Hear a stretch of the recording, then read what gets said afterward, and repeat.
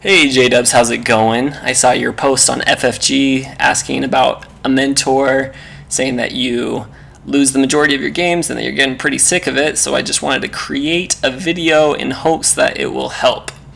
And I guess before we get started, I just wanted to preface it by saying, in life, in general, it doesn't matter the subject, everyone's got an opinion about everything. Your broke friend loves giving financial advice. The guy who's been married 3 times loves giving relationship advice. And when it comes to X-Wing, everyone loves sharing their opinion, but the majority of people are the casual players. Casual because it attracts so many people that it's such a great game, it's such a great franchise. A lot of the people on the forums, they love to just talk about it all day. I think they probably spend a lot more time talking about it than playing it. And so I'd say being able to filter out some of, the casual players to the top players. And fortunately with the internet, you have access to so many great resources. Paul Heaver, who's won Worlds, he does Worlds Report, where he goes in detail on how he did every single game throughout Worlds with his list, and people who will win regionals and go through their in-flight reports. So those are great. I'm a fan of, his name's Tim Ferriss, and in his books he talks about the minimum effective dose. What's the minimum thing that could give you the greatest result? And for me, it was easily studying and watching the TC Aces games. So a group of 12 of the top players, they played a league and they have the log files. And I would go through all of them, really study them. Whatever list I could see myself using, I would put myself in their shoes and I would really try to figure out what they're doing. And most of the time, especially at the beginning, I was guessing everything wrong. And towards the end, I was able to, there was one game I was proud of myself because every single game of Paul Heaver's I got right. So the minimum effective dose would be to take an archetype or take a list from either TC Aces players, or there's lots of online tournaments where you can see their list, you can see who won, and you can see them play each game with that list, against several different lists, and just see how it goes. So I would say focus on that first, get a certain list down. And then each time you do that, it will get easier and easier. I personally, going through TC Aces, found that Tex and Morgan Reed, I really like their list building. I really liked how they play and their play style. And so theirs in particular, I would go through, and I even, after I ran out of the games, I would email and ask for more log files if they have, and I've done that for a few people, and every single time if they have them, they're happy to share. And so it's just pretty cool. The community is really awesome like that. Whatever archetype it is, if it's Swarm, top players I feel are Tex and Dom. If it's Brobots, I know there was a Reddit tournament, El Carlos, he won almost every single game without even losing a ship, and going through his, would be incredible. I know Major Juggler always uses that list. He won a regionals with it. He's very good. If that was something that I wanted, I might email and see if he had some log files hanging around that you can kind of study and dissect. Another one, Paul Heaver's was last year's Worlds, or Han Solo, 3 Talas, how he played that. He goes in great detail on how he played it, and just getting something like that, getting a certain list down, and then from there getting more and more after that, it gets easier and easier. I think that's the best way to get better fast. So I was fairly new to the game, and I just studied those TC Aces games, and right after that was the store championship season, and I was able to go 22-2 record throughout. I use 4 different lists, and I really contribute all that to TC Aces and maybe a couple other things, but that by far gave me the advantage more than anything else. So that's just a real world example of doing that can make a big difference. So let's do a real world example. Say that you want to be better at swarms. One of the top players, Tex, you can see how he sets up here. He makes sure that there's space and kind of scroll through. He just makes sure that there's room for everyone. He puts Howl on the side, and he's going against 3 arc dodgers.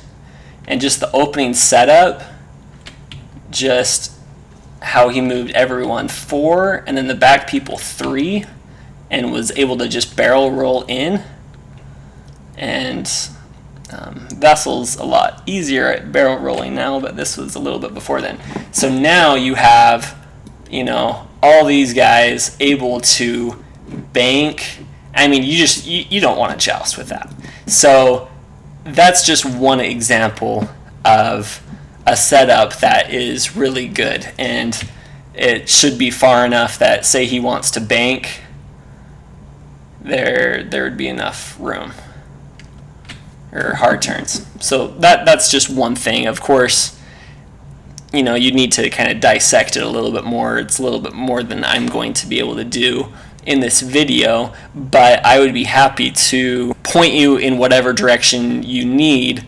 Like if you wanted a different type of list, I could show you that. So I'm going to show you a couple different other examples of swarms.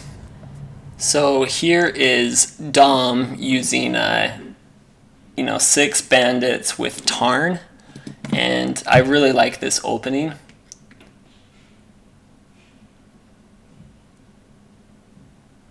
So he does 3, 2, 1. So these guys 3, 2, 1, and it's just really intimidating, and they can all bank and go after whoever. But I actually used this for a store championship, and I was able to win, and I use this starting most of the times. But so that's just another good start with a swarm. Here is another example of Paul Heaver using a swarm, and there was one move I still even remember it, even though it's been 9 months, where right here, so just kind of take a minute, and for this next move, after these attacks, say that you're in Paul Heaver's position. What would you do with all your guys? So go ahead and pause it if you want to think about it for a minute.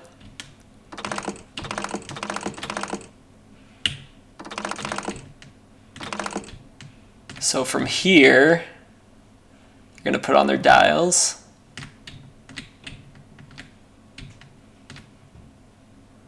He did a turn in right there, and he put his 5 to just bump.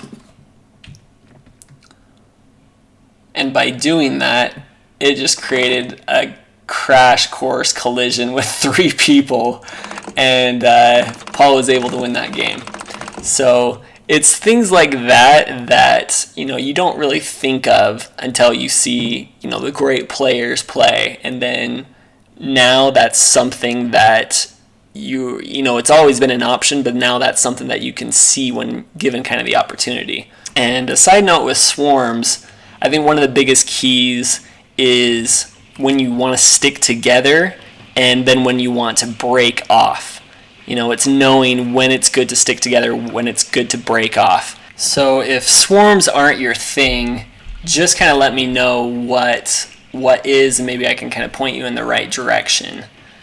A couple other examples. I did a double decimator list that won a tournament, an online tournament, and where I have all those games on logfile. I even put a video together. Another one that's really, if you wanted to do a tie swarm with a Doom shuttle, Blair Bunky, by the end of the tournament, he had that list down. I think he just demolished everyone that he played against. So That's a good option if you kind of wanted to see that. Sozin, he plays Spanish Nationals, and that's a 4-ship rebel build, and he has that down very well. Richard Sue, I don't think he plays online, but he won a regionals with the Biggs Wedge Stress Bot and Z, so another 4-ship rebel build, and someone had recorded most of his games in that regionals that he won. I actually watched a couple of those games, and I decided, hey, I want to take that to my regionals and see if X-Wings can win too. I got top 8, but I lost to the same person twice, in the qualifying rounds and then elimination rounds. And so I was a bit bummed about that, but that was an example of, I kind of saw how he does things, and it was kind of cool. Hey, so going through some of these online tournaments here, this is one where I did a dash with 3 Talas. I lost to Blair Bunky, who I was talking about before, did a TIE Swarm with a Doom Shuttle. Chilligan did, I believe it was this one, Rear Admiral Sharanow and Whisper, so you can kind of see that setup. And, whoops, wrong page. Anti-Grappist, I believe, did 3 Bs and a Stress Bot. So going through, if any of those lists seem like your style, then I would recommend going through that. Another tournament, oh, that's the one that we just did. The TC Open, Phildo did, and he also was the runner-up to this year's Nationals. He did 2 Bounty Hunters with Tactician, and Soontir fell without auto thrusters. Just didn't have the extra points for that. And it was a list that I felt wasn't as strong, but he's such a good player that he did very well, and really I felt like I had the advantage in that matchup, and he almost won that. It was a really good close game. I used a Han Solo. The tournament had a house rule where X-Wings could have any free modification, and I did advanced cloaking device, so that might not help to go through. Unless maybe you wanted to do like a Han and Miranda list, then it would probably be beneficial to go through some of those games. And Danith, I know, did Dash and Kian build, and I think he only lost 1 ship the entire time until the very end.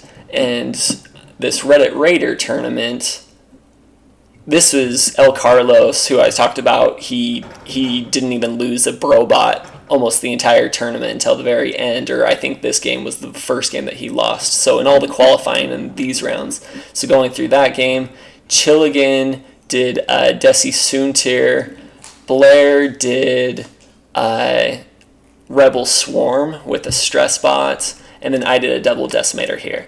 So if you wanted to see several games of a particular list, let me know and I can point you to the right direction on how to get all those log files. After you kind of have something down that's more general, if your style is more kind of crazy, someone who is very good and they do crazy lists is Kinetic Operator, as well as Sable Griffin. He won, I think he made the IG and Boba popular, as well as almost won a regionals with Mux Torkel and some other Z's. So just kind of off the wall lists if you don't want to do something that's more mainstream. But I will say mainstream is, for the most part, mainstream for a reason, because it works and it's good. So I would say kind of learn the style of a more mainstream list before you start experimenting and trying to do your own thing. To me, there's 3 components on how to win your game. So the first one is dice. Second would be how well you play. Third thing would be your list. So let's go over dice first, because it is by far the least important. A lot of people complain about dice over and over and over again. Don't be the guy who complains about dice all the time. If you are losing and losing consistently, the dice are not your problem. So about half of the games that you play, dice are going to be just average. Okay, it's going to be about the same, both sides. A quarter of the games, dice are actually going to be in your favor. So that's about 75% of the time that, dice aren't going to even play much of a role, but it will, if anything, help. And maybe 25% dice won't be in your favor.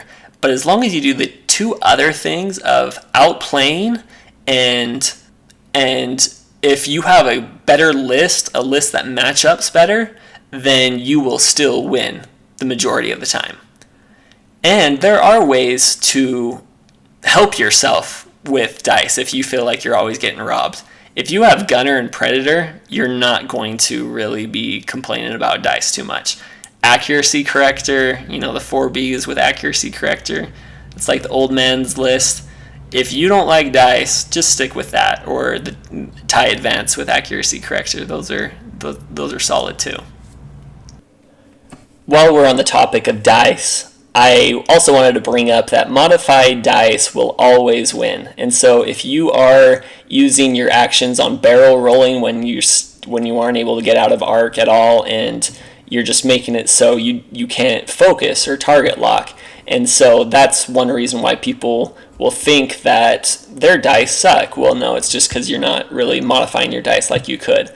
Also, a quick story. I was watching a Vassal game, and within a few minutes, there's the guy who had complained about his dice 5 times. And I copied and pasted the part of the log file on the side and put it into Lady Luck.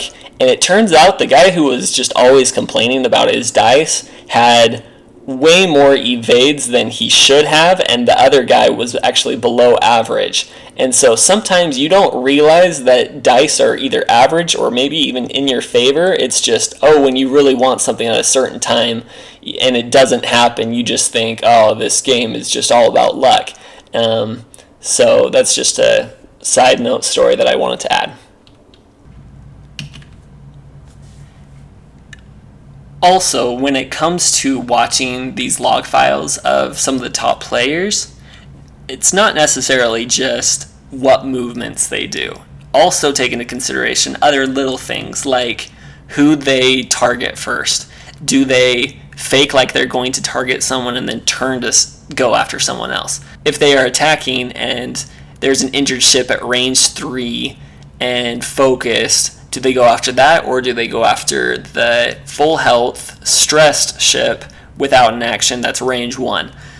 Those types of things, at first, when I was watching, I really didn't know what they would do, or I would guess wrong. But, the more that you do it, the easier it is to be on the same page and kind of think the same ways. And those are the types of things that you should also look into as you're watching these games. So also, I just kind of want to take a second to talk about asteroids.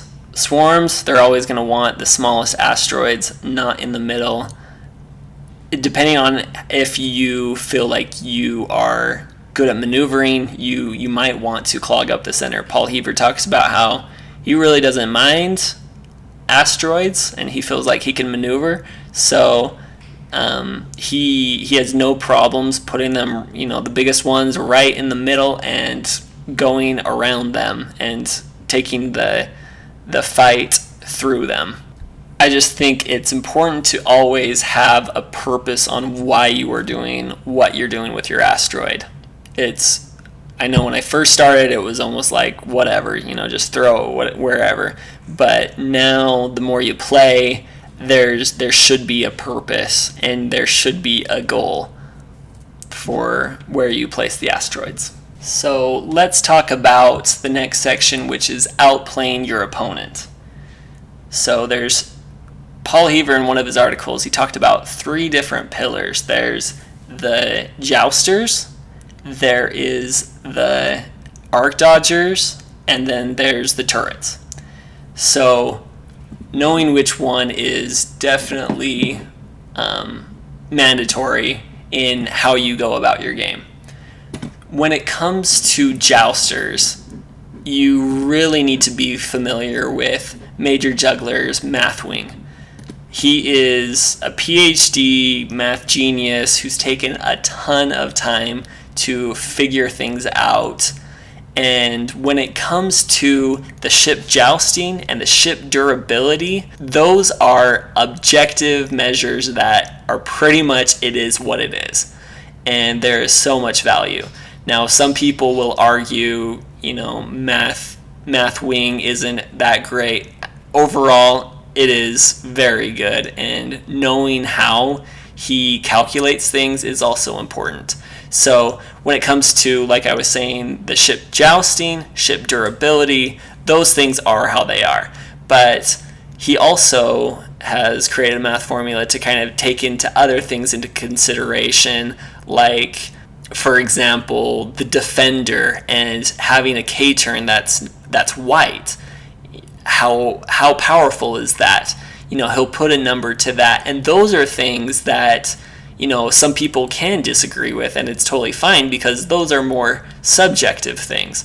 But you need to go through the jousting, and just off the top of my head, the TIE fighters with Howl Runner, that's going to be pretty much the best jousters possible. I think maybe the only thing that might outjoust it would be 4 Warthogs or Y-Wings with Ion, because they joust and then they Ion.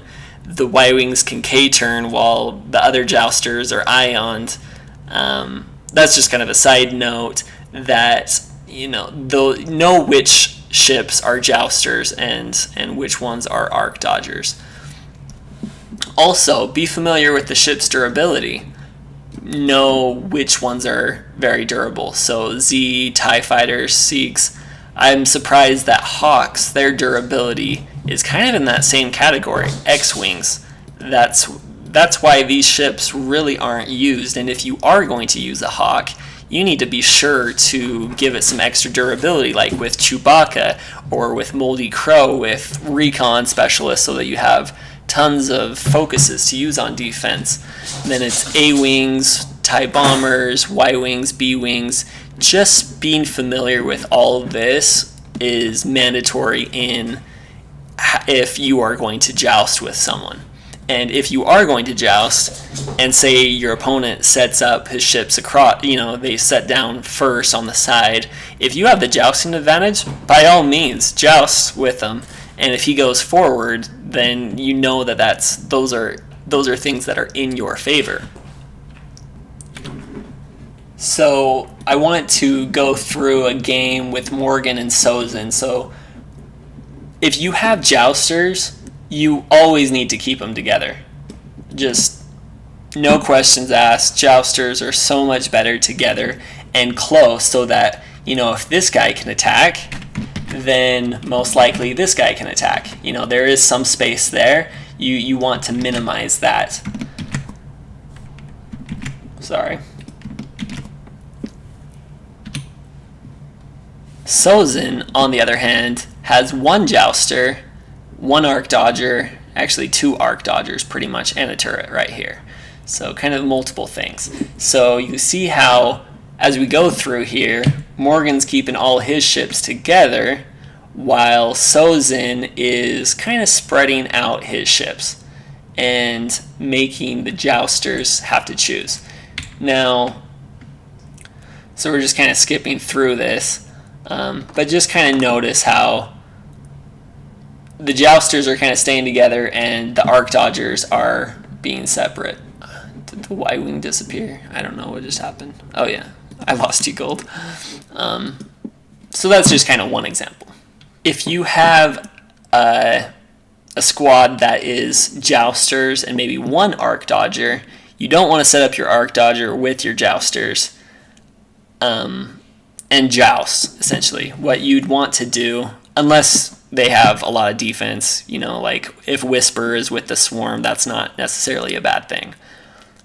Or there's always exceptions to these rules, but in general, you would want the jousters, together and the arc dodger separate. But the key is that first round of attack, you want to time it to where the Jousters and the Arc Dodgers attack at the same time. That is a really big dead giveaway to if someone is experienced or if someone is fairly new. If, for example, I was playing a tournament not too long ago, I had all my ships together and he had all his separate, and I was able to just go really fast and, all my ships versus 25 points of his ships, of course, what's going to happen? I'm going to win.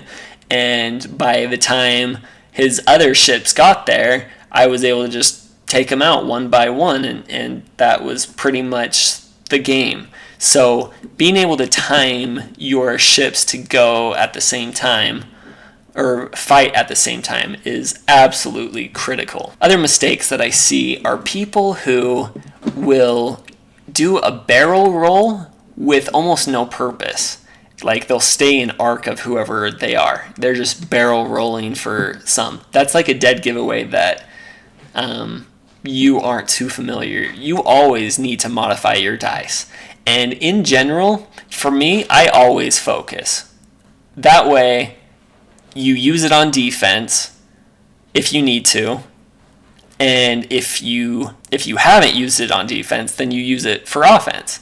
Statistically, a focused attack is just the same hits as a target locked attack. Now, the exception to that, obviously, is if you don't need to worry about defense, like you're not going to be attacked, but you will attack, you might as well target lock, because say you roll 3 natural hits and you don't need to use that target lock, then the next time you could have a target lock and focus. But if you ever are unsure, it's just easy to remember, just always focus. Another rookie mistake is not having all your ships attack the same ship. I've seen someone that would have like this Z target lock, one ship, then this Z target lock another ship. I mean, that's just, you never want to do that. Major Juggler, he gives a great math explanation on how the power of your attacks are so much better together. When like Z's alone, they're not that powerful, but when all these Z's have a focus and the first guy can strip a focus, these next 2 guys are now attacking without him having a focus. That's where there's a lot of power in multiple ships, and you always want to attack one ship. I know this is kind of common sense to a lot of people, and maybe if you're listening, but it happens where people don't do that, and it's just obvious that they're newer to this game. Whenever you have, say, 3 Jousters, like 3 Z's or something like that, or maybe let's just do these guys because that'll be a better example. What I like to do is just a pinwheel, or even if there's not that 4th part of the pinwheel, but you put this guy exactly like half. Maybe he needs to go back just a touch. And then this guy, you just put there the nubs. Let's get him just a little bit back. So this is about the closest that you can possibly have the ships, and where you can bank and always be fine. You can do hard turns, it's going to be fine. You can, go straight, you can K-turn. That's just all these. And I mean, look, it's pretty much always overlapping with 2 or out of 3. There's few places that aren't all 3. So that's just one thing that I really like, and I think doing that pinwheel formation whenever you have 2 or 3, oftentimes you can't start with that 4th person because it's too close to the back, but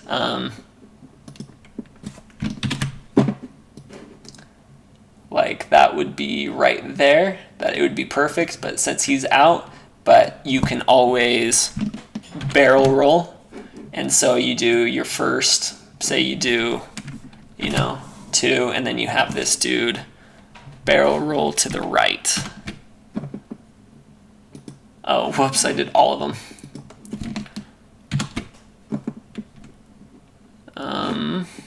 Press the wrong button. So now you have the pinwheel, and these guys are just ready to go, and they won't hit each other.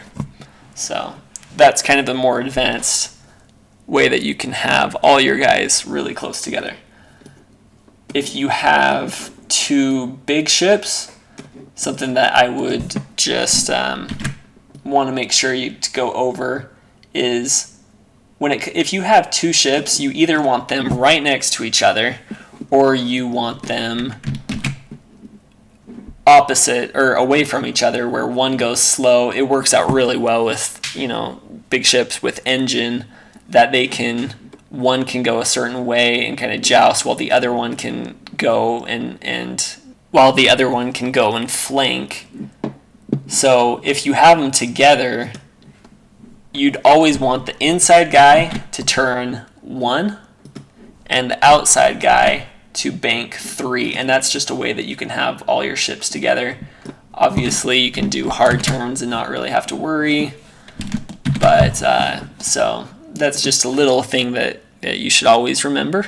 So those are some tips on how to outplay your opponent. The next one is list building, and this is one where you start off, you have so many options in this game between different pilots and upgrades, and it could be overwhelming. Well, this will hopefully make it simple to show you that most just really aren't competitive. So I'll kind of quickly go through what I feel, and I'm sure lots of people would disagree on some of these things, but what I feel are competitive and what you should use. In general, you can never go wrong with Predator and Engine. Those are just two very powerful upgrades, especially Engine on a big ship. It is very deceiving how fast a big ship with Engine can go and how they can, arc dodge a swarm. It's just every big ship, especially if they're a higher PS, they need Engine. But I just wanted to go through these ships and give you kind of my idea. A-Wings, the only one that I've seen that's competitive is Jake with like 30 points. Some people like protons, and I really like protons, but if you use protons, they're not really just 3 points, they're 5 points, because if you don't have it, it's -2. So Jake Farrell with Push the Limit, the title with VI and auto thrusters, that's about the only competitive A-Wing. Now, points-wise with Mathwing, the A-Wing generic with the refit, that does hold its points. So you can do that. There's nothing wrong with that, but really there's nothing else that I would go for. B-Wings are pretty solid ships, but they're not quite as point efficient as 2Zs.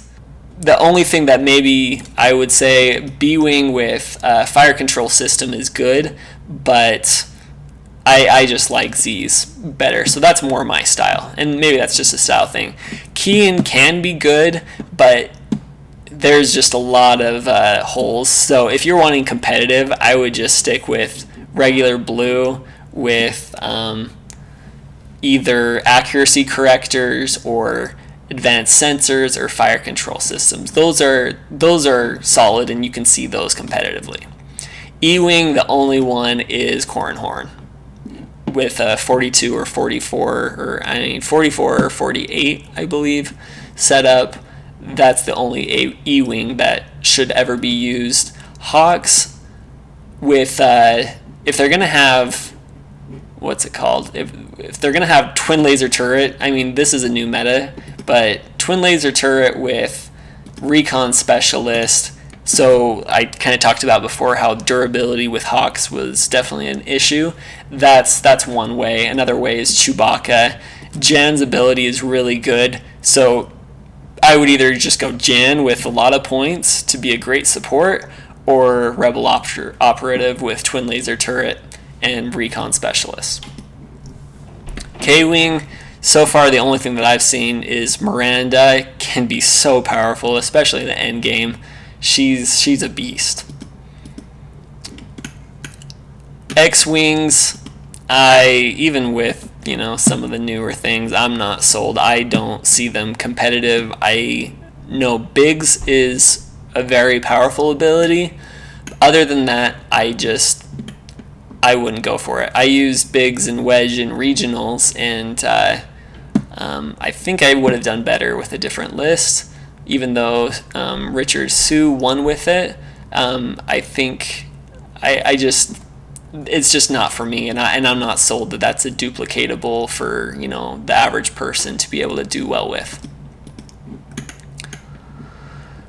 1300s, either Chewbacca or Han Solo. That's kind of what I've seen lately as the only ones with Predator here, Millennium Falcon, Gunner, C-3PO. C-3PO is so powerful on Millennium Falcons, as well as the K-Wing with Miranda. You probably know the basic builds. And Dash, of course, is awesome. Some of these other guys, yeah, I've seen them win some things, but I'm not seeing them really duplicatable, like they're constantly winning. So that's you can make it work. I'm just not. Y-Wings golds with twin laser turret. Those are so powerful, and Z's just the generic, unless you have a list that uses the synergy of Aaron. Those are kind of, so I'm just narrowing down. Yes, you have all these options, but kind of what I went over, those are the things that's competitive, so I would kind of stick with building lists with that. When it comes to the Empire, fire sprays, I just don't see Imperial fire sprays as worth it. Lambda, the only thing that I would like is the Doom Shuttle, just Omicron with Doom Shuttle. Now, some people will disagree. I'm just saying, I'm just trying to make it really simple. If I'm not saying a ship that you really like, it's because I haven't seen it duplicatable. Yes, some of the top players can do well with it, but they could probably do well with a lot of things. I'm kind of talking about just what I see. TIE Advance, Tempest with accuracy corrector, that's definitely powerful. It just can't get through the really high agility like a Soontir Fel or some of the other ships. It definitely has weaknesses. Darth Vader is just awesome. Some of these other guys I just haven't really seen enough, and it's too new. I would just stick with either Darth or Tempest with accuracy corrector, and Darth always should have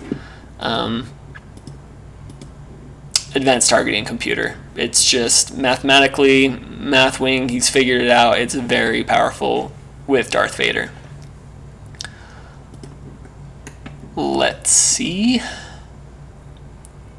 TIE Bombers, I wouldn't mess with it. TIE Defenders, a guy won with the double defender list. It's just not, like I said, duplicatable, so I wouldn't even worry about it. TIE Fighters, Academy Pilots are very solid. They're just very points efficient. Backstabber and Dark Curse are a great 16 points. Backstabber as a flanker. And Howl Runner is just so powerful with swarms. Interceptors, only one that I would use is Soontir Fel with his usual upgrades, and I'm a fan of Hull better than Stealth Device. Although you could go either way, I'm just a fan of Hull just in case of Darth Vader, so that's my personal preference. Punisher, I'm not sold, I just haven't seen enough, but I'm definitely not sold. Decimator, Patrol Leader with Gunner and Vader is very powerful. Oikun is great. Of course, these are all best with a lot of upgrades, and Major Juggler, he kind of goes through why you're so much more better off upgrading ships that are at high point. You don't want to put lots of upgrades on low point ships. You only want to put lots of upgrades on high point ships. Ken Kirk, especially with Palpatine I could see as being a really good thing, and he's just a more defensive decimator. And Shirinu definitely is awesome. He has a great ability. When it comes to scum, aggressors,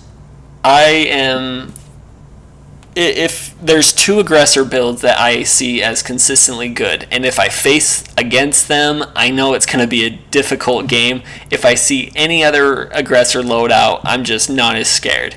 And that would be always B and C, although Kinetic Operator won with A, and it's just, like I said, I haven't seen it duplicatable, but maybe with more swarms, that might be a thing.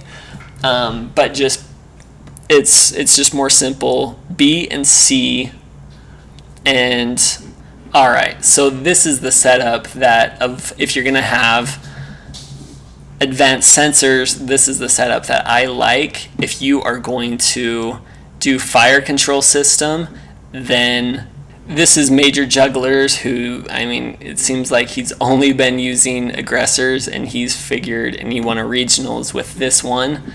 And also, if you do face against dual aggressors, this build will win because it has veteran instincts. This is at 98 points. I'm pretty sure it ends up at 100, so I might be missing something, but this is very solid. Before playtesting, I really had high hopes with Glitter Stim. The times that I've used it, the stress that it gives you is very bad, so I'm not sold on Glitter Stim. Inertial dampeners is very powerful with aggressors, so this is definitely a great build and a great ship. Fire sprays, there's Boba, Emon. If you want to kind of get fancy, I wouldn't recommend doing kind of fancy bombs and stuff quite yet if you don't feel very confident in your skills quite yet. Boba's okay. The Boba aggressor list, the aggressors are so tough because they're durable. So dual aggressors, they're just so durable. When I see Boba Fett with the aggressor, I'm just not as scared because I know that I can kill Boba fairly fast, but then that aggressor is very durable. But if I can kill him fast enough, I'm not too worried. Whereas dual aggressors, they're so durable, it can be very tough to take one down, and then by the time you take one down, the other one's still there. So I personally I'm not loving that quite yet. Hawks, I really like Paylob. I like Torkel. There's some lists, some people have had success with them. I would say Spice Runner with TLT, and just similar to the Rebel counterpart. It's the same. I think that's good, but I'm just not seeing them consistently good.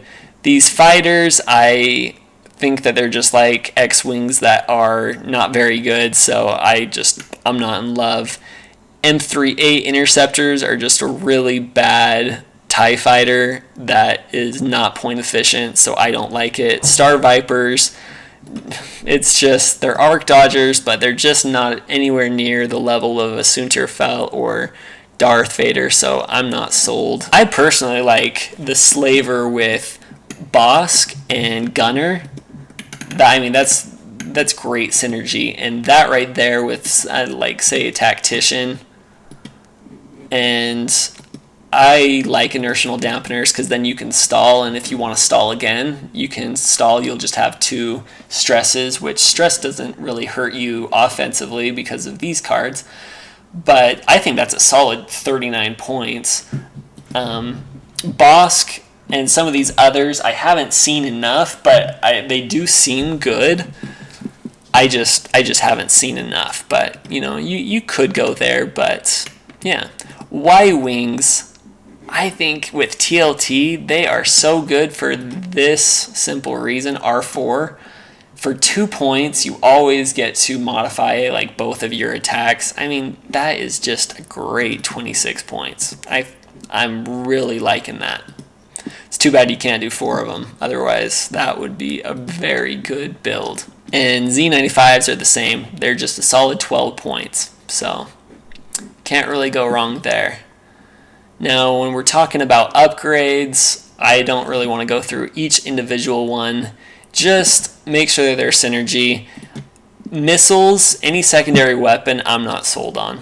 Even with the new ships and some of the new cards, I do not think that they are consistently good. And if you're a newer player, just stay away from them because they're just not good. You're just better off without them. Only exception, well, I had high hopes for Andrew with Lone Wolf, and let's see, Glitter Stim, Cluster.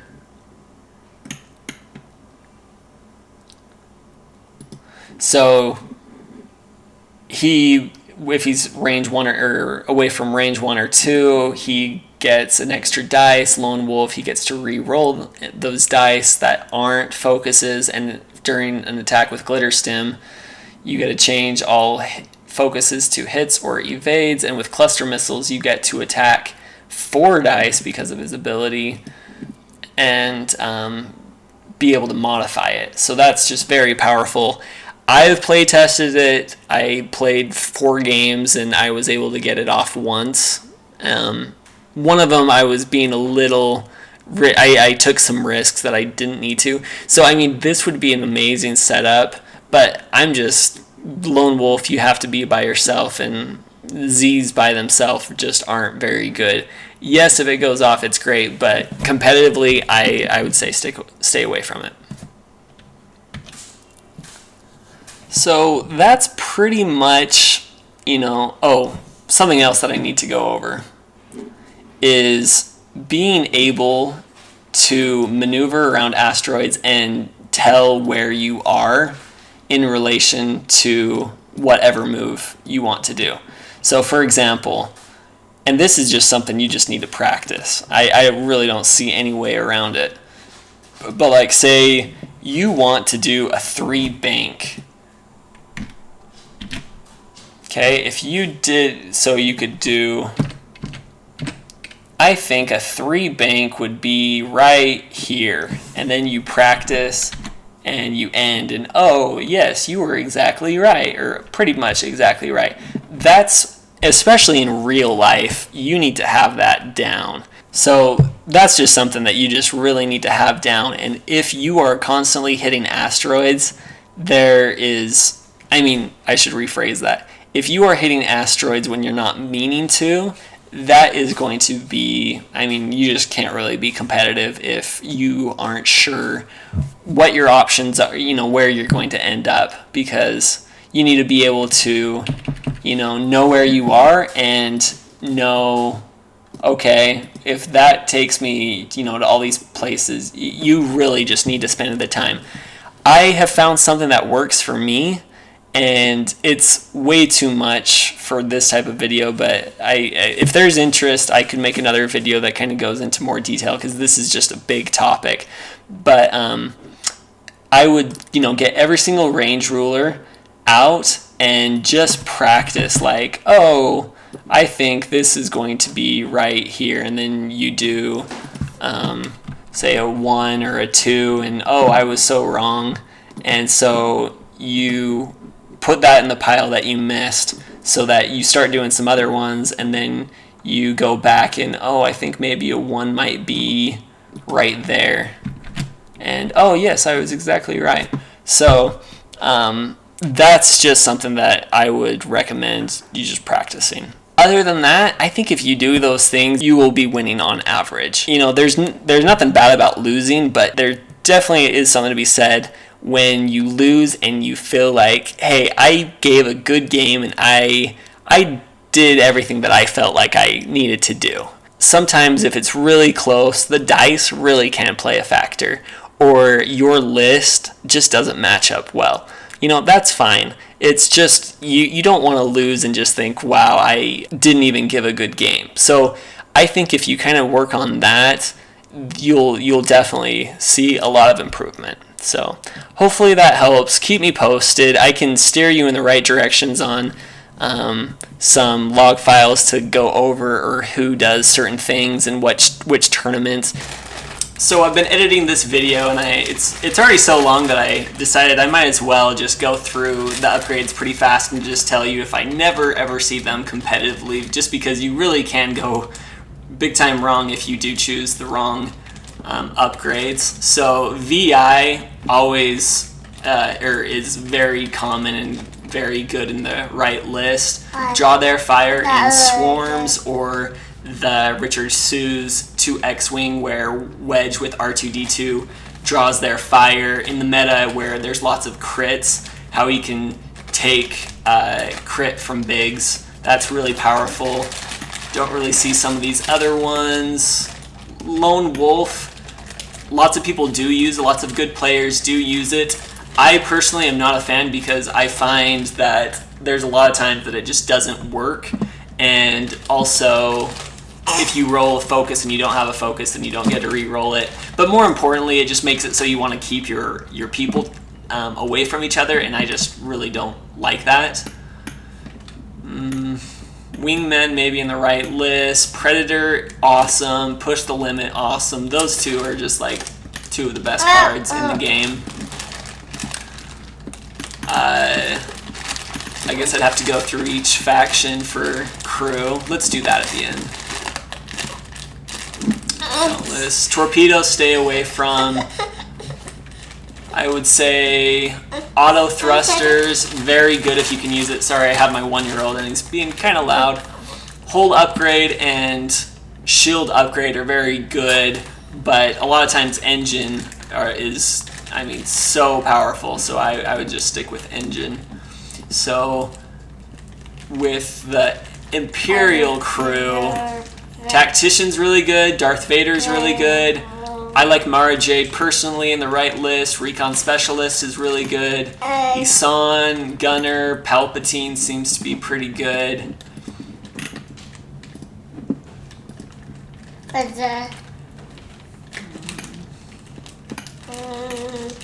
C-3PO is really good. Like I said, Tactician. Chewbacca is pretty powerful. Points-wise with Math Wing, each shield or each hole is worth about 3 or 4 points. So for 4 points, you can get 2. So that's very powerful. R2-D2 is very good in the right list. Hopefully my son will play over there. He's making this a little difficult. Gunner and Luke Skywalker if you have the points, but oftentimes I would use Gunner and something else. Scum.